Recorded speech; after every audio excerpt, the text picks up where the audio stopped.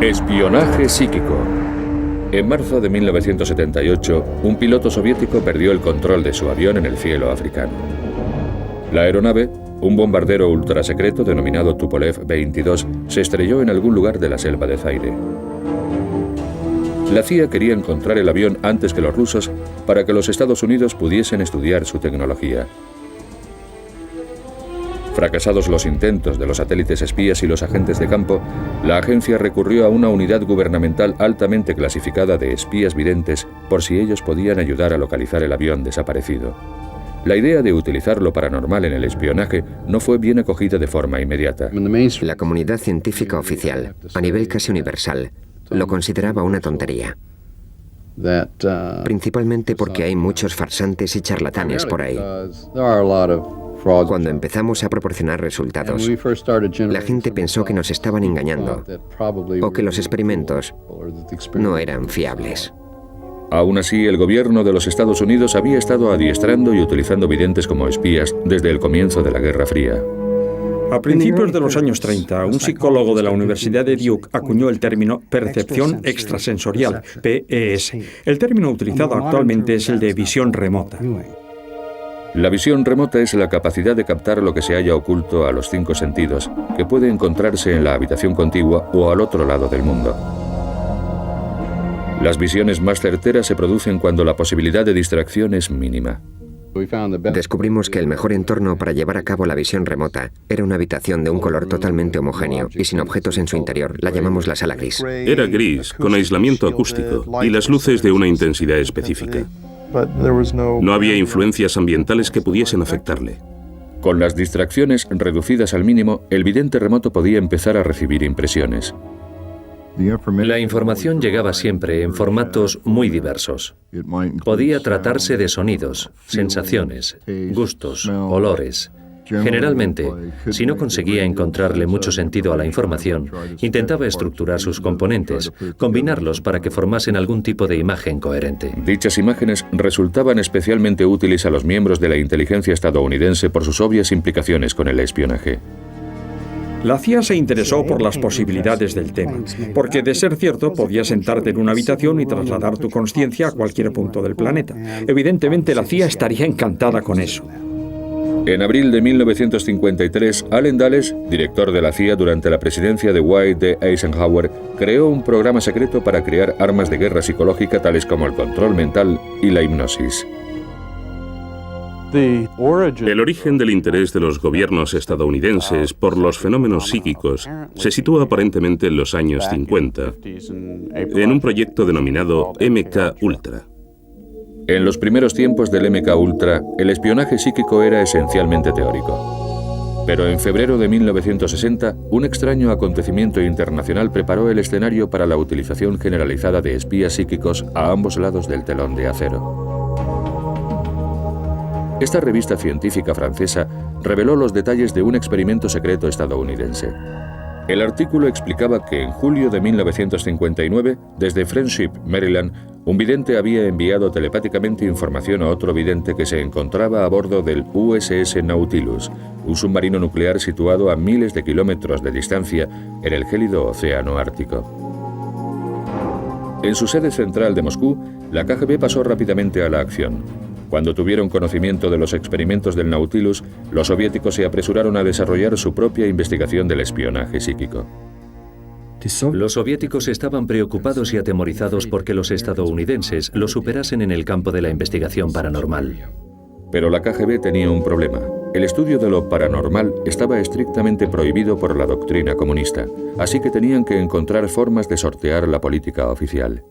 La KGB estaba dispuesta a usar cualquier medio a su alcance para convencer a los dirigentes soviéticos de que la investigación debía continuar, aunque supusiese mentir a dichos dirigentes o despistarlos. En realidad, la mayoría de los historiadores están convencidos de que los experimentos del Nautilus no llegaron a realizarse y que quizá el artículo fue un simple bulo.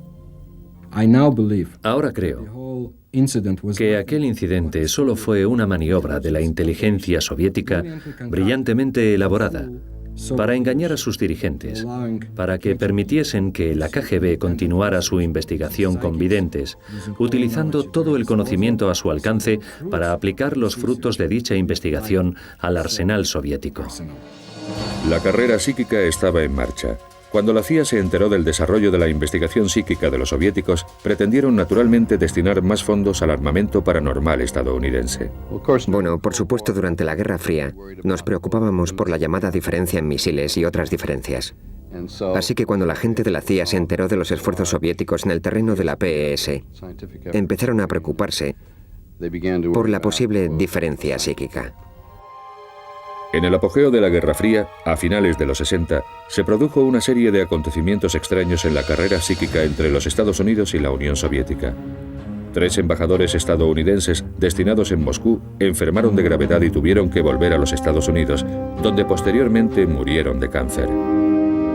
Incluso miembros de la delegación que acompañó al presidente Richard Nixon a la capital rusa en 1972 enfermaron repentinamente. Según ciertos informes de inteligencia, los soviéticos habían estado utilizando armas psíquicas para perjudicar a los estadounidenses. Los expertos creen ahora que aquellos incidentes no se debieron estrictamente a causas psíquicas. La embajada estadounidense en Moscú estaba siendo sometida a radiaciones de microondas. Debido a eso, parte del personal estadounidense había desarrollado enfermedades y trastornos, y a su regreso murieron algunos. Estuviesen o no los soviéticos atacando la embajada estadounidense en Moscú, las enfermedades eran tan solo los acontecimientos más recientes. Durante los años 60 se tuvieron noticias de otros desarrollos en el terreno de la guerra psíquica por parte de la Unión Soviética. Esas historias convencieron a la CIA de que los rusos estaban ampliando la diferencia psíquica.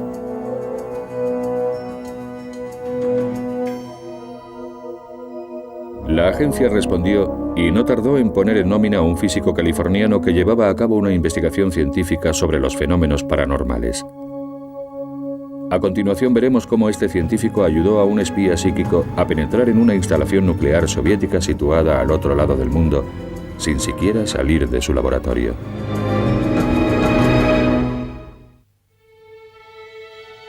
En 1972, esta tranquila barriada situada al sur de San Francisco se convirtió en la cuna de una de las operaciones secretas más polémicas de la CIA. Durante más de 20 años, videntes civiles y militares fueron reclutados en todo el país para su adiestramiento en el SRI, el Instituto de Investigaciones de Stanford, situado en Palo Alto, California. Era la instalación más importante de espionaje psíquico de los Estados Unidos. El SRI fue creado en 1946 y había sido siempre un gabinete estratégico financiado en gran medida por contratos militares. Pero en 1972 diversificó sus actividades dedicándose a temas poco convencionales cuando un científico, el Dr. Harold Patoff, elaboró una propuesta para una revolucionaria investigación de la física de los sistemas vivos. Una propuesta que yo había elaborado llegó a manos de un destacado vidente neoyorquino llamado Ingo Swann. Leyó mi propuesta y me escribió una carta en la que decía: si le interesa la física de los sistemas vivos, debería investigar a los videntes. Pese a su escepticismo, el Dr. Patoff invitó a Ingo Swann a que visitase las instalaciones del SRI. Así empezó una colaboración que cambió la historia del espionaje psíquico. Ingo Swann es un artista, antiguo empleado de Naciones Unidas, que sirvió en el ejército en Corea. Un individuo con mucho talento. Pero además de todo lo anterior, posee también capacidades extrasensoriales. El SRI desarrolló una serie de pruebas para determinar si los presuntos poderes psíquicos de Swann eran reales. Empezamos por lo más evidente, es decir, esconder objetos en cajas y en sobres y preguntarle al vidente de qué objeto se trataba. En esa época trabajábamos principalmente con Ingo Swann. Un día llegó y me dijo: ¿sabe? Esto es trivial. ¿Quiere saber lo que hay en la caja? Pues ábrala. Yo pude ver cualquier lugar del planeta. Por supuesto, nos pareció totalmente ridículo. Ridículo o no, Swann lo consiguió. Animado por los resultados positivos, el Dr. Patoff informó de sus hallazgos iniciales a sus colegas. El informe llegó a estamentos de la CIA. Acabó en el cariñosamente conocido como despacho raro de la CIA. Esa gente lo leyó y pensó, vaya, esto es justo lo que necesitamos. Unas semanas después se presentaron representantes de la CIA diciendo que habían visto el informe. Y en ese momento estaban preocupados porque habían recibido información de que los soviéticos estaban gastando cantidades ingentes de dinero en la investigación de la denominada PES. La CIA concedió al Instituto de Investigaciones de Stanford un pequeño contrato, $50.000, por un experimento de 8 meses que demostrase que las capacidades psíquicas eran aplicables al espionaje en el mundo real. Fue en ese momento cuando se incorporó al SRI uno de sus videntes de más talento. Mientras tanto, otro excelente vidente remoto, llamado Pat Price, vio casualmente una publicidad de nuestro programa. Nos llamó por teléfono y nos comentó que había sido comisario de policía en Burbank, California, que había participado en varios casos en los cuales sus percepciones habían resultado muy útiles. Una prueba de visión remota realizada en 1974 dio resultados sorprendentes. El objetivo telepático tanto de Ingo Swann como de Pat Price era la residencia de fines de semana de un agente de la CIA, una granja de Virginia. Lo que vieron ambos psíquicamente fue algo totalmente inesperado. Price y Swann percibieron unas estructuras en forma de cúpula. Posteriormente, Pat Price profundizó aún más y en una extraordinaria sesión de clarividencia vio personal militar de uniforme y los nombres de varias personas que trabajaban allí. Describieron un paisaje campestre con colinas boscosas, pero quedaron fascinados con unos edificios rodeados por verjas y unas instalaciones subterráneas. No se trataba en absoluto de una granja. Era una instalación secreta de la Agencia de Seguridad Nacional de la que ni la CIA ni los científicos del SRI tenían conocimiento alguno. Entraron mediante visión remota en esa instalación y Pat Price consiguió captar cosas muy interesantes. Lo más extraordinario fue que Price distinguió unos archivadores etiquetados con códigos secretos. Esos códigos eran términos del juego del billar. Eso fue un misterio durante varias semanas porque esperaban obtener la descripción de una granja del sur de Virginia. Por supuesto, cuando la CIA lo investigó, descubrió que en la instalación efectivamente estaba el archivo Bola Blanca, el archivo Taco, el archivo Bola 8. Todo ello relacionado con un proyecto de alto secreto. Los resultados fueron tan precisos que la CIA sospechó de Price y los investigadores del SRI. No querían creer que la PES fuese tan buena, así que supusieron que había habido algún tipo de filtración e investigaron concienzudamente. Al no descubrir la agencia indicios de juego sucio, decidieron que estaban dispuestos a utilizar espías psíquicos contra el principal enemigo de los Estados Unidos durante la Guerra Fría, la Unión Soviética. Un problema estratégico muy importante que los servicios de inteligencia llevaban años intentando resolver era lo que estaba ocurriendo en Semipalatinsk, en la Unión Soviética. En 1949, esta instalación militar secreta fue el escenario de la prueba de la primera bomba atómica soviética. Desde entonces, había sido objetivo de la inteligencia occidental. ¿Era una instalación subterránea de investigación nuclear? ¿Era una instalación de prueba de misiles? Se dedicaron muchos tipos de recursos a la resolución de este problema. Uno de ellos fue el espionaje psíquico. En el verano de 1974, Price llevó a cabo otra sesión excepcionalmente detallada de visión remota. Aislado en una sala especial del Instituto Stanford, consiguió acceder telepáticamente al otro extremo del mundo y dibujar muchas de las características de la instalación soviética.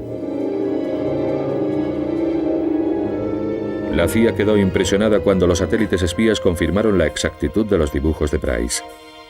El SRI había demostrado que el espionaje psíquico podía funcionar. La información recopilada mediante esas dos visiones remotas hizo que los servicios de inteligencia se percatasen de repente de que podía tratarse de una herramienta muy útil. Y partiendo de esa base, el programa empezó a ampliarse. La CIA pidió a Price que a continuación se centrase en Libia. Price localizó psíquicamente centros clandestinos de instrucción de guerrilleros. Su presencia fue confirmada posteriormente por fotografías de reconocimiento. Con el tiempo, los logros de Price fueron considerados tan sorprendentes que pasó a trabajar directamente para la CIA. El programa de espionaje psíquico sufrió un duro revés cuando en 1975 Price murió repentina y, según algunos, misteriosamente a la edad de 56 años. Se comentó incluso que en realidad Price seguía vivo. En esa época hubo mucha preocupación. ¿Se trataba de un infarto natural? ¿O alguien le había suministrado alguna droga? O lo que fuese para acabar con él. Todo aquello era absurdo. Yo estuve en su funeral, vi su cadáver. Estaba en un ataúd abierto. Price había sido el principal espía psíquico de la CIA. Su prematuro fallecimiento debilitó el programa de espionaje psíquico de los Estados Unidos.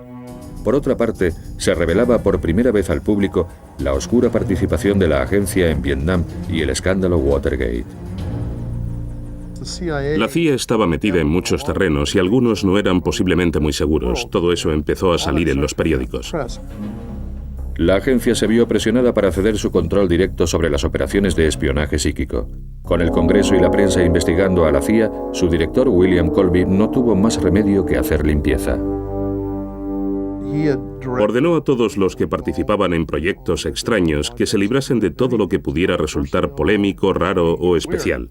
Por supuesto, la visión remota entra de lleno en esas categorías, así que la CIA tuvo que descartar el proyecto. Sin embargo, ahí no acabó el apoyo gubernamental a la visión remota.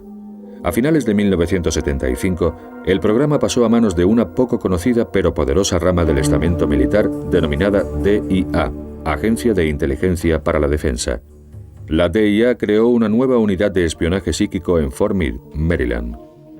Durante los 20 años siguientes, la DIA utilizó varios nombres en clave, incluyendo Grill Flame, Sam Strick y Scanate. Pero actualmente Stargate es el principal nombre asociado a las aventuras estadounidenses en el terreno del espionaje psíquico. La mayor parte de los cientos de misiones de espionaje de Stargate permanecen clasificadas. A continuación, el más sagaz de los espías psíquicos nos revela varias operaciones secretas, incluyendo su papel especial en la localización de un general de la OTAN secuestrado. Fort Meade, Maryland, está situado al norte de Washington, D.C. Fue en esta base militar, dentro de este modesto bungalow, donde la Agencia de Inteligencia para la Defensa adiestraba secretamente a sus videntes para que espiasen para los Estados Unidos. Stargate era una unidad a disposición permanente de todas las agencias gubernamentales que requerían sus servicios psíquicos. Participó en todos los conflictos importantes de los Estados Unidos, desde unos años antes de la crisis de los rehenes de Irán de la década de los 70 hasta después de la Guerra del Golfo en los 90. Los espías psíquicos jugaron también un papel estratégico vital al contribuir a determinar lo vulnerable que era Estados Unidos al espionaje psíquico de otras naciones. Dentro de los servicios de inteligencia del ejército, estábamos especialmente interesados en la evaluación de amenazas. Según el tipo de información que lográsemos obtener, cabía suponer que los soviéticos, mediante las mismas prácticas, podrían obtener la misma información de nosotros. Se estableció un perfil de capacidades psíquicas potenciales y reclutaron hombres y mujeres de todos los departamentos militares. La conclusión a la que se llegó durante el programa era que la disposición para la visión remota como talento natural se parecía bastante a la disposición para la música. Si un recluta tenía éxito en la actividad a la que se dedicase, si era un líder nato, si tenía confianza en sí mismo y dotes artísticas, entonces era un buen candidato. Uno de los oficiales de inteligencia que se presentó al programa para someter a prueba sus talentos para la visión remota fue Joe McMoneagle. Resultó ser un vidente remoto nato. Joe McMoneagle era militar de carrera y veterano de Vietnam. En mayo de 1977, mientras estaba destinado en Fort Meade, recibió la oportunidad de convertirse en espía psíquico. Cuando empecé a hacer visión remota, no tenía ni idea de lo que iba a pasar.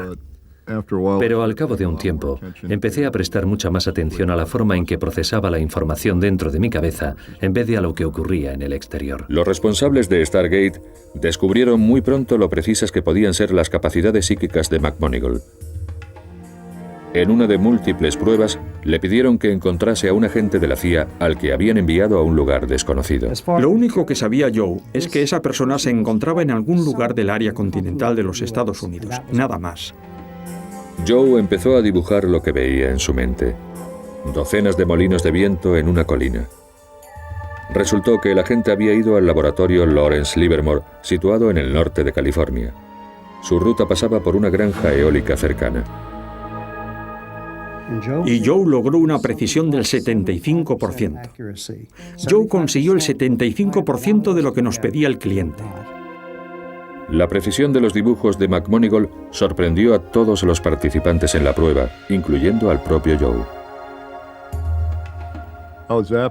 Quedé anonadado cuando empecé a probar con la visión remota. Pensé, esto va a ser interesante, podría ser divertido. Pero cuando describes algo que no has visto jamás y después vas a visitarlo y descubres que no estabas totalmente en lo cierto, eso tiende a cambiar tu concepto de la realidad. Para probar más a fondo la fiabilidad del espionaje psíquico, dieron intencionadamente a McMonigle pistas falsas. Le mostraron una fotografía aérea de un hangar. Cabía esperar que un vidente que contemplase esa foto supiera que había aviones en el interior y tendiese a hacer dibujos de aeronaves. En realidad lo que dibujé fueron planos transversales del carro de combate XM-1. El carro de combate XM-1 era una nueva arma secreta recientemente añadida al arsenal de los Estados Unidos. Y era ese carro y no aviones lo que había en el hangar. Hizo unos dibujos, yo los he visto y son fabulosos. La sesión fue todo un éxito. Describió todo aquello a la perfección. Los directores del proyecto quedaron horrorizados de que alguien pudiese obtener tanta información sobre el producto en el que estaban trabajando. Con sus capacidades como vidente ya demostradas, McMonigle fue solicitado regularmente para importantes misiones de espionaje. Una de dichas operaciones estaba relacionada con la crisis de los rehenes de Irán. En noviembre de 1979, unos ciudadanos estadounidenses fueron secuestrados y desalojados de la Embajada de los Estados Unidos en Teherán. El ejército encargó a McMonigle la tarea de colaborar con un destacamento especial denominado Enclave Desierto 1 que preparaba un asalto para liberar a los cautivos. Trabajamos en el caso de los rehenes de Irán durante muchos meses. Casi toda la información que pudimos proporcionar era la que podría considerarse necesaria en una situación con rehenes. Trabajando junto a otro agente, McMonigle proporcionó valiosa información sobre dónde mantenían a los rehenes y cuándo los trasladaban. Joe describía las imágenes que le llegaban mientras su colega anotaba los detalles. En la madrugada del 25 de abril de 1979, utilizando la información obtenida por McMonigle y mediante procedimientos tradicionales, el Comando Desierto 1 partió hacia Teherán. Pero la incursión terminó prematuramente en un terrible accidente en el desierto, 160 kilómetros al sur de la capital iraní. Cuando los rehenes fueron por fin liberados e interrogados en enero de 1981, la exactitud de las visiones remotas de McMonigle quedó confirmada. En otoño de 1979 surgió otra importante misión. Uno de los problemas más interesantes que tenían los servicios de inteligencia fue el del astillero 402, el astillero de Severodvinsk, en Siberia. A los servicios de inteligencia estadounidenses llegaron rumores de que los soviéticos estaban construyendo un arma secreta tan decisiva que podría alterar el equilibrio de poder, pero no podían confirmarlo. Mediante los recursos de vigilancia convencionales, se podía detectar el envío de suministros, la actividad de chimeneas industriales, las entradas y salidas de trenes en el edificio, pero no se sabía lo que estaban construyendo los soviéticos. Podía ser un submarino, un portaaviones, un acorazado, nadie lo sabía. Joe McMonigle empezó centrando su atención en el astillero. Localizó algo en un clima frío, con grandes edificios en lo que parecía una zona industrial. El coordinador dijo, eso es correcto. Entonces sacó de un sobre grande una fotografía satélite del astillero 402 y dijo, no interesa este edificio. Y señaló específicamente un gran edificio situado a unos 100 metros de la costa helada. McMonigle dirigió entonces sus miradas psíquicas al propio edificio. Sesión tras sesión fue describiendo fogonazos luminosos y docenas de hombres trabajando en una enorme estructura. La estructura resultó ser un submarino distinto a todos los existentes hasta entonces.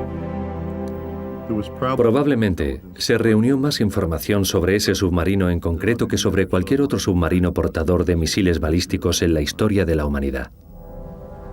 Lo que McMonigle vio telepáticamente era el tipo de submarino más grande y novedoso del mundo, la clase Tifón. Era capaz de lanzar misiles cruceros, algo que se consideraba imposible en esa época. Conseguimos calcular el número de tubos lanzamisiles que llevaba el submarino y descubrimos una característica muy especial, el hecho de que los tubos estaban inclinados. Eso significaba que el submarino no tenía que detenerse para lanzar sus misiles, podía hacerlo en marcha. Esa era una nueva amenaza estratégica que nadie había detectado. Cuando por fin botaron el submarino Tifón en la primavera de 1980, McMonigle predijo la fecha con solo 3 días de error. Al año siguiente, la capacidad de McMonigle se vio sometida a una prueba definitiva.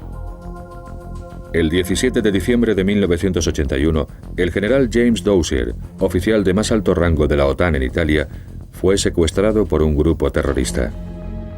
10 días después, repartieron una fotografía de Dozier a la prensa internacional.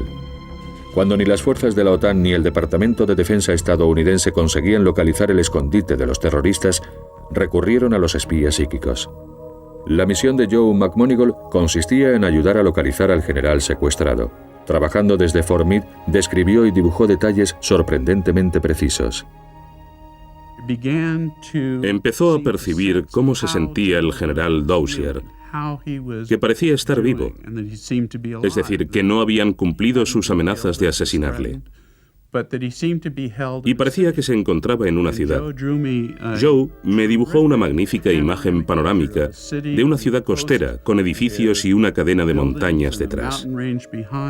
Presintió que el nombre de la ciudad era Padova o Padua y lo escribió en el papel.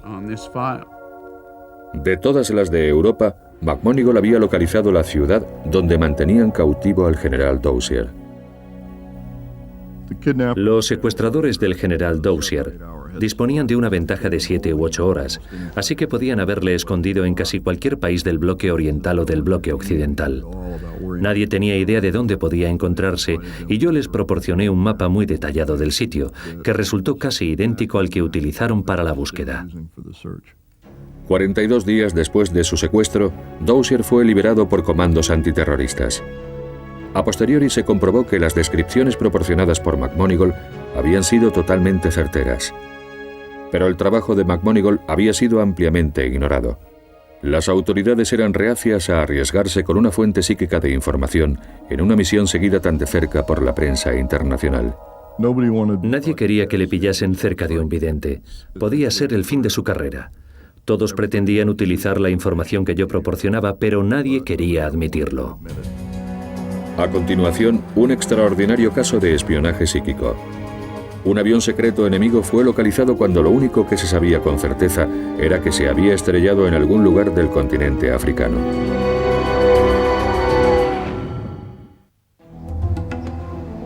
Durante la larga historia del espionaje psíquico estadounidense, fue quedando cada vez más claro que la visión remota no era la única habilidad psíquica que servía para espiar. Personalmente prefiero la visión remota, porque la información que proporciona es mucho más estructurada y utilizable. Pero hay otras técnicas y otros métodos igualmente valiosos. Probablemente el segundo en utilización sea la radiestesia. La radiestesia es el antiguo arte de utilizar una vara para localizar agua.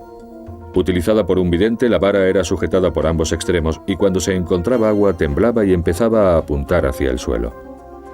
En el terreno del espionaje, los psíquicos utilizaban otro tipo de herramienta para localizar objetivos en todo el mundo. El vidente sostiene el cordel sobre el mapa y se concentra en el objeto determinado. Una vez localizado, la herramienta divinatoria oscila hacia las coordenadas del objetivo. Esta técnica se denomina radiestesia en mapa. Se sabe que durante la guerra de Vietnam, los marines utilizaron la radiestesia para localizar túneles norvietnamitas tan bien camuflados que no había otra forma de encontrarlos. Parece que aquello tuvo éxito y fue posiblemente uno de los primeros intentos de utilizar un fenómeno paranormal con fines militares. La radiestesia en mapa se enfrentó a un gran reto desde el principio de la historia de su programa de desarrollo. En marzo de 1978, en el cielo de las selvas de Zaire, un piloto ruso perdió el control de su bombardero de alto secreto, un Tupolev 22. El piloto se lanzó en paracaídas y el avión se estrelló. Como ni los satélites espías ni los agentes de campo conseguían localizar los restos del aparato, se recurrió a los espías psíquicos. En esta misión participaron 2 videntes independientemente. Uno en el Instituto de Investigaciones de Stanford, en California, a 4.000 kilómetros de distancia, y el otro en la base aérea de Wright-Patterson, situada al nordeste de Dayton, Ohio. A ambos videntes remotos les mostraron una fotografía del tipo de aeronave que buscaban. Lo único que sabía la CIA era que el avión se había estrellado en algún lugar de África. Resultó que combinando visión remota y radiestesia en mapa nos acercamos mucho a donde se encontraba el objetivo y enviamos allí gente a buscar el avión. Ambos psíquicos hicieron dibujos detallados de un paisaje selvático. Combinando sus aportaciones, consiguieron dirigir a los agentes de campo. Enviaron a un equipo y conforme se iban acercando se encontraron con nativos que llevaban piezas del avión. Siguieron el rastro y encontraron el aparato. Al encontrar el avión antes que los soviéticos, la CIA consiguió sus secretos tecnológicos. Otra pieza cobrada en el ajedrez de la Guerra Fría. Aunque esta operación se llevó a cabo al principio del programa Stargate, se la mantuvo clasificada hasta 20 años después, cuando el expresidente Jimmy Carter hizo pública la historia en diciembre de 1995. El accidente del avión en Zaire y la utilización de visión remota para localizarlo es uno de los múltiples experimentos que pensábamos que estarían clasificados indefinidamente. Pero posteriormente, Jimmy Carter, después de su mandato, mencionó que buscaban un avión caído en África y mediante visión remota consiguieron localizar el lugar del impacto. Hay otras misiones de espionaje psíquico que no han sido dadas a conocer oficialmente por parte del gobierno, aunque algunos de los protagonistas hayan revelado su participación en las mismas. En una de ellas, un psíquico del ejército utilizó precognición, la capacidad paranormal que permite prever acontecimientos antes de que sucedan. Posiblemente la sesión más espectacular en la que participé fue aquella en la que se previó el ataque de los iraquíes sobre el USS Stark, un destructor estadounidense que navegaba tranquilamente por el Golfo Pérsico. En mayo de 1987, el capitán Paul Smith era uno de los videntes remotos del equipo Stargate. Aislado en una sala especial de Fort Meade, Smith previó unos acontecimientos que ocurrirían 2 días después. Empecé a describir una estructura metálica. Después me di cuenta de que la estructura estaba en el agua y en movimiento. Intuí que se trataba de un destructor estadounidense. De repente localicé también una aeronave. Volaba a considerable distancia de la embarcación.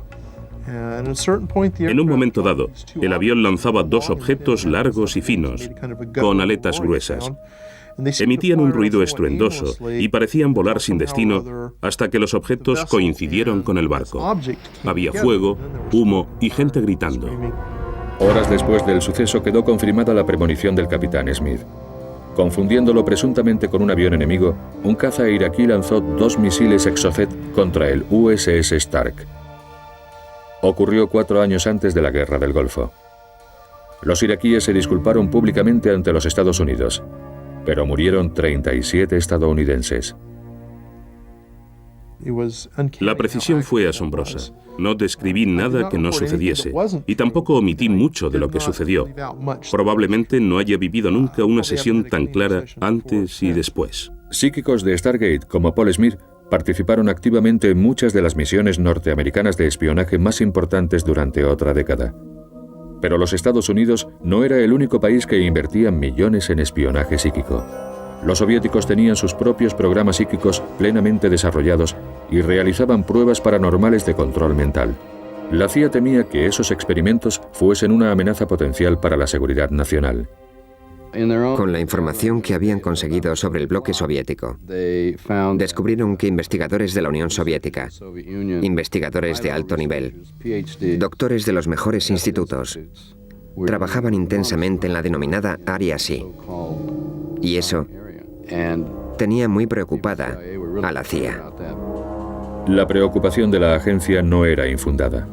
A continuación, secretos desclasificados en 1995 revelan que la KGB creaba agentes zombies para utilizarlos como saboteadores y asesinos.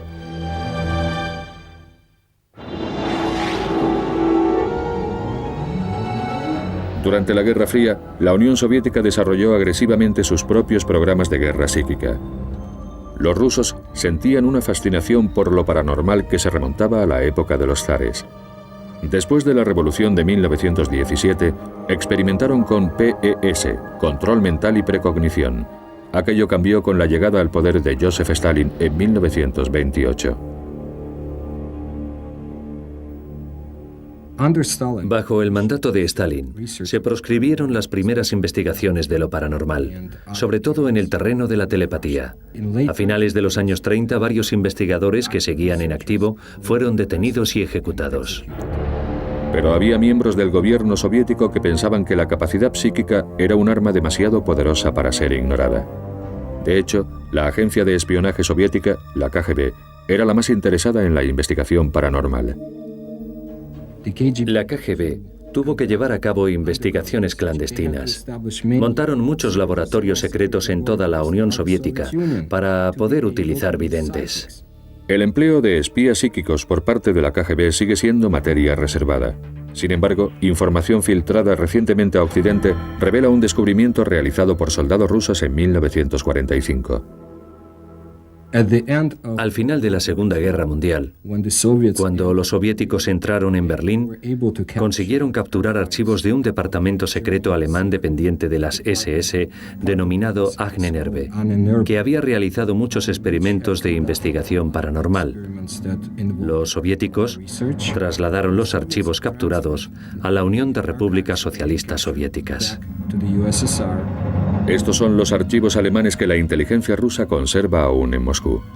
Recientemente, los servicios de inteligencia occidentales han descubierto que la KGB utilizó la investigación nazi para desarrollar armas psicotrónicas. Los soviéticos habían aprendido a aplicar su poder psíquico a los objetos físicos. Hay muchas clases de armas psicotrónicas. La más famosa, el denominado generador psi, se basa en la energía electromagnética. Mediante la utilización de ondas electromagnéticas, un agente de la KGB podría inculcar pensamientos a determinada persona para que lleve a cabo ciertas acciones, como sabotaje o robar documentos. Las armas psicotrónicas son compactas y portátiles. Fueron diseñadas para ejercer una influencia psíquica en seres humanos y utilizadas por los soviéticos principalmente en sus propios soldados y agentes secretos.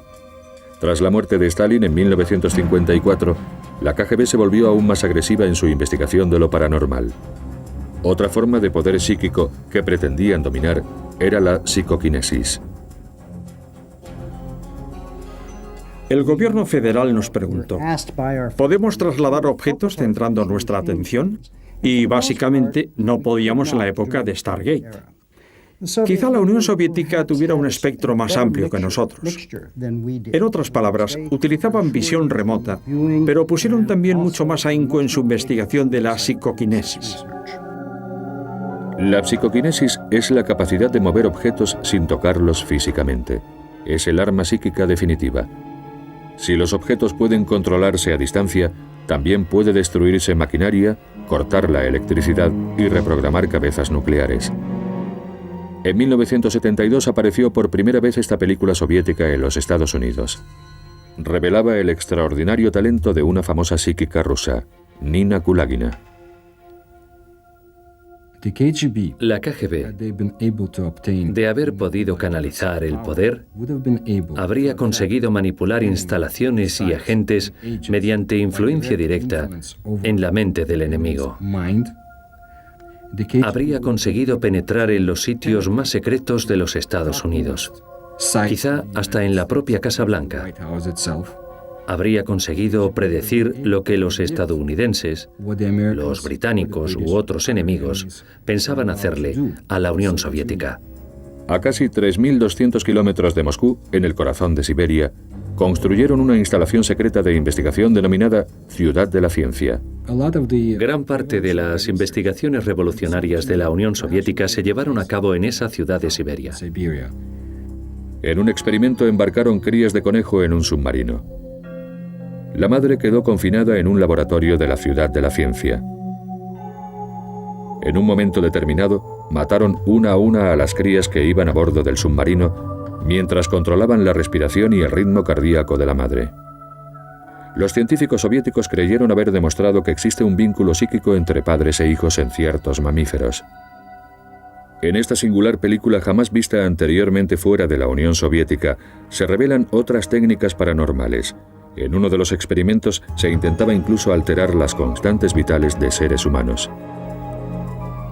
Comparando la forma en que los soviéticos utilizaban lo paranormal y cómo utilizábamos nosotros la visión remota, podría decirse que ellos sentían menos aprecio por el factor humano. Nosotros, por otra parte, teníamos ciertas reglas y normas que debíamos cumplir. Conforme se filtraba información soviética a mediados de los 90, los científicos occidentales constataron lo diferente que eran las versiones soviética y estadounidense de la guerra psíquica. En nuestro trabajo no llegamos nunca a investigar, por ejemplo, si una persona podía influir a distancia en el pensamiento o en el carácter de otra. Hablamos con algunos psíquicos soviéticos que nos dijeron que en ocasiones, si un presidente estadounidense daba un discurso, se concentraban en interferir sus procesos de pensamiento y cosas parecidas. Pero en nuestro programa nunca hicimos nada parecido a lo que podría denominarse control mental. Informando de los últimos archivos desclasificados por la KGB en 1995, el Moscow Times publicó noticias sorprendentes. Los soviéticos habían utilizado control mental con sus propios espías para convertirlos en una especie de robots zombies. El propósito de los agentes zombies, creados por la KGB, era no solo infiltrarse en las esferas más altas y secretas de los Estados Unidos y de otros países, sino también integrarse en la población media para convivir de incógnito, como agentes soviéticos, durante años. Estos agentes programados estarían dispuestos a ejecutar cualquier orden, incluso la de asesinar. Llegaría el día en que un agente de la KGB enviase la señal que despertaría al zombi para que realizase una tarea concreta. Podría tratarse de sabotaje o de penetración en una instalación secreta. Para eso utilizaba la KGB a los zombis, seres que no recordaban nada y que eran controlados como bombas vivientes. Todas las pruebas indican que en la actualidad el gobierno ruso continúa su investigación secreta de lo paranormal. Pero en Estados Unidos, terminada la Guerra Fría, Stargate tenía que justificar sus gastos y su propia existencia. El Congreso ordenó una investigación para determinar la continuidad del programa de espionaje psíquico. El informe final se presentó a la prensa el 28 de noviembre de 1995. En consecuencia, los estadounidenses constataron por primera vez que su gobierno había estado utilizando espías psíquicos. Creo que aquello se hizo de mala manera. Había tantos disparates en el informe que hasta a un idiota le habría costado mucho creérselo. El informe resultó polémico. Hubo división de opiniones entre los expertos.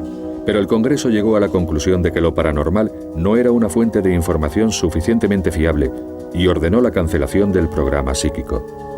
No todo el mundo estuvo de acuerdo. Creo firmemente que se debería proseguir con la investigación. Es probable que en un momento dado se dé un paso decisivo o se encuentre una clave fundamental. Cuando lleguemos a ese punto, ampliaremos nuestra visión de lo que ocurre exactamente en el universo.